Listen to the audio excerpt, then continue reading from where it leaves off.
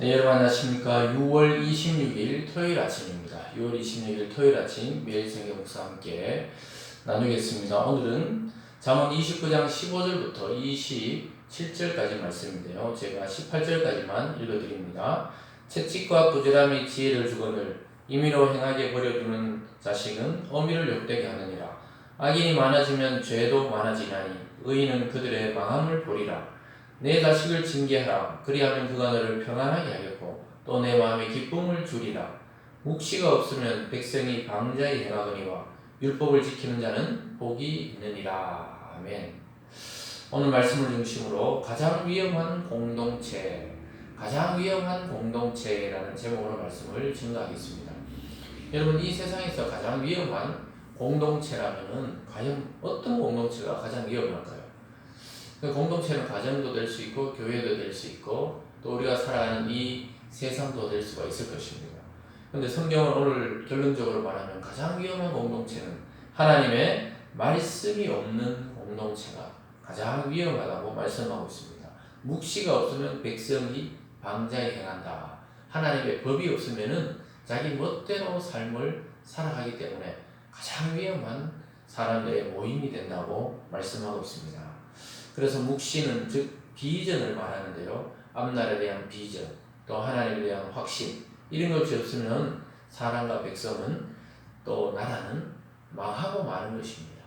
그래서 오직 하나님이 지키시고 하나님의 말씀이 있는 그러한 백성, 그러한 사람, 그러한 나라와 공동체는 계속해서 하나님의 복을 받아 누린다고 말씀하고 있습니다. 그래서 오늘 첫 번째로는 징계의 유익에 대해서 15절부터 21절까지 말합니다. 여기서 징계라는 것은 하나님의 말씀을 통한 그러한 훈계를 말합니다. 그런 말씀을 통한 훈계가 없으면 자식이 망하고 공동체가 망하고 나라가 망한다고 말씀합니다. 15절부터 보겠습니다. 채찍과 부지런함이 지혜를 주거늘 임의로 행하게 버려둔 자식은 어미를 욕되게 하느라. 말 그대로죠. 채찍과 부지런함이 지혜를 준다는 거예요. 어릴 때는 훈계가 필요합니다. 때로는 채찍이 필요합니다.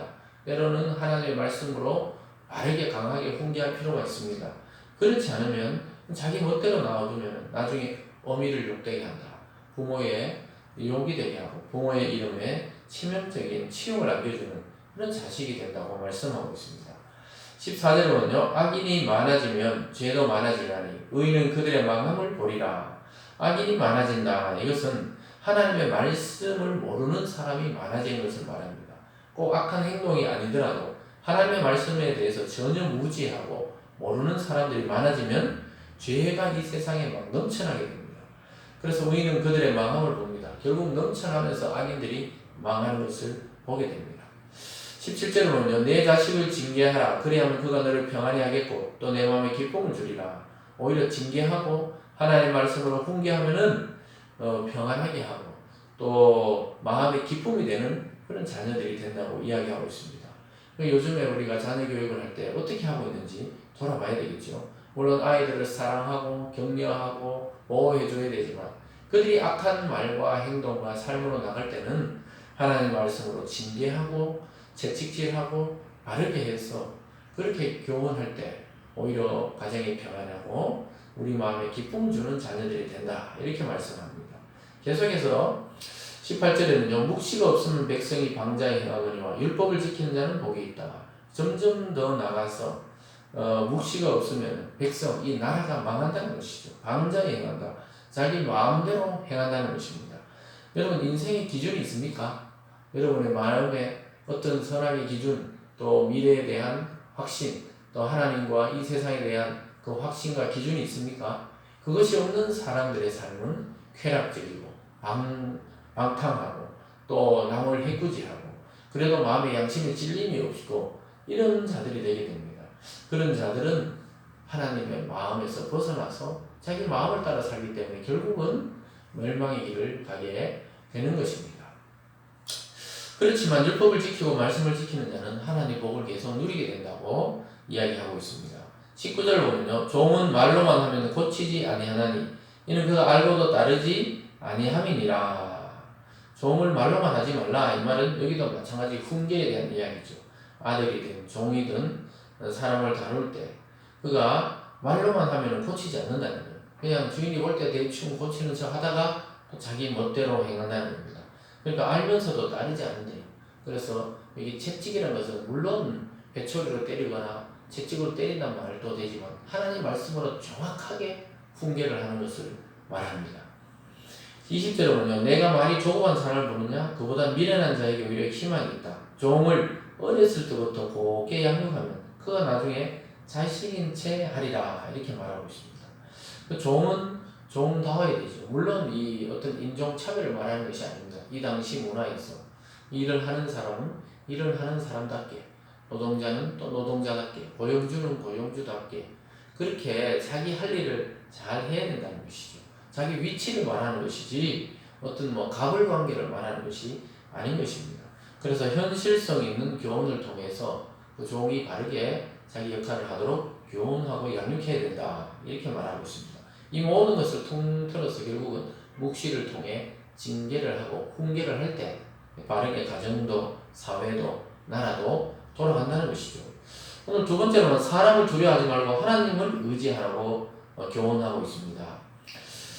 그 중에서도 분노의 종착점은 범죄라고 22절과 23절에서 이렇게 말합니다. 노하는 자는 다툼을 일으키고 성내는 자는 범죄함이 많으니라.